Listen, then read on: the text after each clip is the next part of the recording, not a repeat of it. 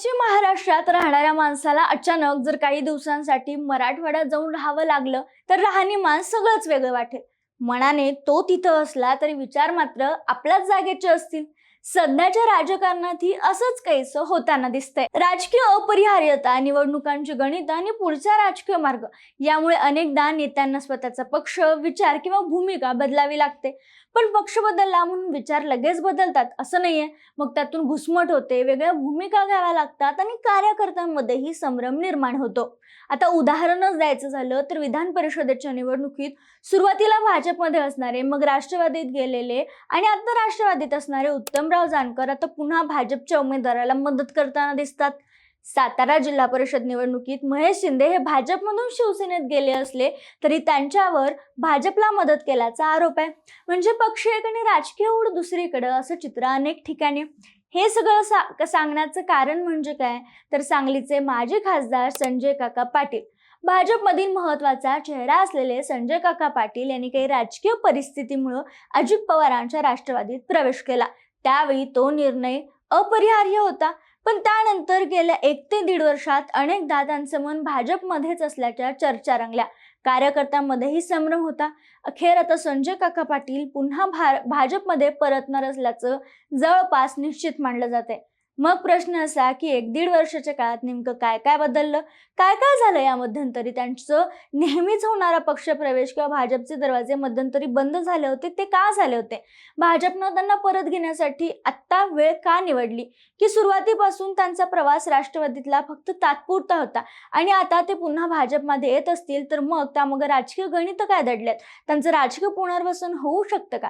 या सगळ्या घडामोडींचा आढावा घेऊया आणि संजय काका पाटील यांच्या पुनरागमनाचं राजकारण समजून घेऊयात। नमस्कार, मी संजना, कट टू कट मध्ये आपलं स्वागत। संजय काका पाटील यांनी वसंतदादांच्या बालेकिल्ल्यात कमळ फुलवलं, खासदारकी मिळवली। मात्र नंतरच्या खासदारकीत त्यांच्या विरोधात नाराजी वाढायला लागली। 2014 आणि 2019 या दोन्ही वेळेला भाजपकडून ते खासदार राहिले। 2024ला हॅट्रिकची तयारी करत असताना भाजपनेही त्यांना परत संधी दिली। 2024च्या लोकसभा निवडणुकीत त्यांना उमेदवारी दिली। त्यांच्या समोर काँग्रेसचे बंडखोर उमेदवार विशाल पाटील होते आणि तिसरे उमेदवार होते पैलवान चंद्रहार पाटील। या निवडणुकीत अँटी इन्कम्बन्सी, विशाल पाटलांचा दरारा आणि स्थानिक राजकीय समीकरण यामुळे विशाल पाटील निवडून आले आणि संजय काका पाटलांची हॅट्रिक हुकली। यानंतर संजय काका पाटील यांनी विधानसभा निवडणूक लढवल्याची ठरवली। खासदारकी गेली, आता आमदारकी तरी मिळते का हे पाहण्याचा त्यांचा प्रयत्न होता। त्यांनी पक्षाकडे उमेदवारी मागितली, पण त्यांना तासगाव कोटे महाकाळ मतदारसंघातून निवडणूक लढवायची होती। हाच तो मतदारसंघ जिथे त्यांचे पारंपरिक विरोधक आर आबा पाटील यांचं वर्चस्व राहिले। ज्या आर आबा पाटील यांनी याच मतदारसंघातून संजय काका पाटलांचा 2दा पराभव केला होता। त्याच घरातील आर आबा पाटील यांचे पुत्र रोहित पाटील यांना राष्ट्रवादीकडून 2024च्या विधानसभेसाठी या मतदारसंघातून उमेदवारी देण्यात आली आणि रोहित पाटलांना आव्हान देण्यासाठी संजय काका पाटील मैदानात उतरले। पण एक मेक होती, कारण ही निवडणूक लढवण्यासाठी त्यांना भाजप सोडून अजित पवारांच्या राष्ट्रवादीत प्रवेश करावा लागला। कारण ही जी जागा तासगाव कोटे महाकाळची ती अजित पवार गटाला सुटली होती। त्यामुळे त्यांनी राष्ट्रवादीत प्रवेश केला आणि निवडणूक लढवली। पण इथंही त्यांचा पराभव झाला। म्हणजे लोकसभा आणि विधानसभा अशा 2 सलग पराभवांचे धक्के संजय काका पाटलांना बसले। त्यामुळे राजकीय दृष्ट्या त्यांना मोठी झळ बसली होती। यानंतर कोणत्या ना कोणत्या पद्धतीनं घर वापसी करून पुन्हा भाजपमध्ये आपलं पुनर्वसन होऊ शकतं का यासाठी संजय काका पाटील प्रयत्न करत होते। मात्र सांगलीतील भाजपचे नेते, सांगलीचे पालकमंत्री चंद्रकांत पाटील यांनी त्यांच्यासाठीचे दरवाजे जवळपास बंदच झाल्याचं चित्र निर्माण केलं।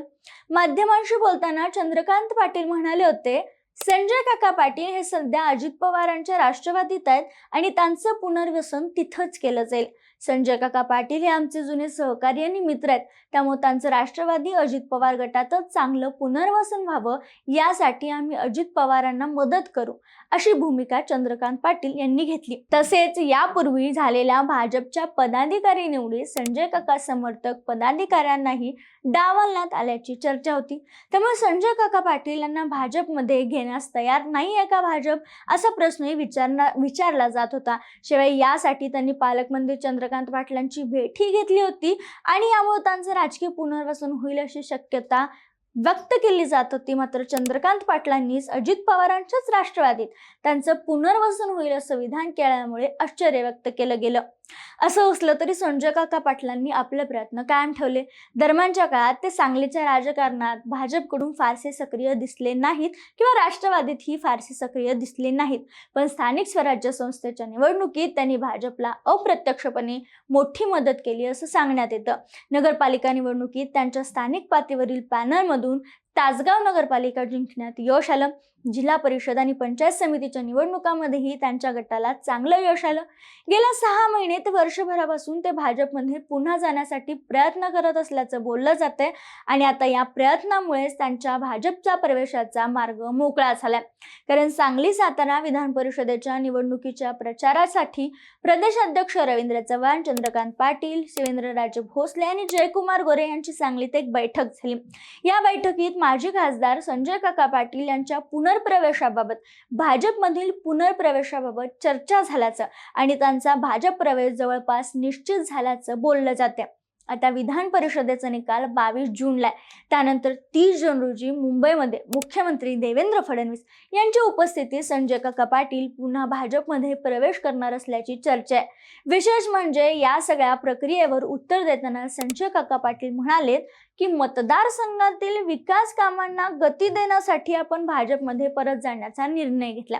आता राष्ट्रवादी महायुतीतच आहे. मग राष्ट्रवादीत जाऊन मतदारसंघातील विकास कामांना गती देण्याचे प्रयत्न संजय काका पाटलांना जमत नव्हते की त्यांना ते जमवून घ्यायचे नव्हते की भाजपमध्ये आल्यानंतर त्यांचं राजकीय पुनर्वसन होईल अशी त्यांची दाट अपेक्षा होती असं म्हणावं लागेल का? आता या घर वापसीनंतर त्यांना पक्षात नेमकं कोणतं स्थान मिळणार, त्यांचं पुनर्वसन होईल का, सांगलीच्या राजकारणात त्यांची भूमिका आता काय असणार आहे आणि त्यांची राजकीय वाटचाल पुढे कशी असणार आहे हे पाहणं महत्त्वाचं ठरणार आहे.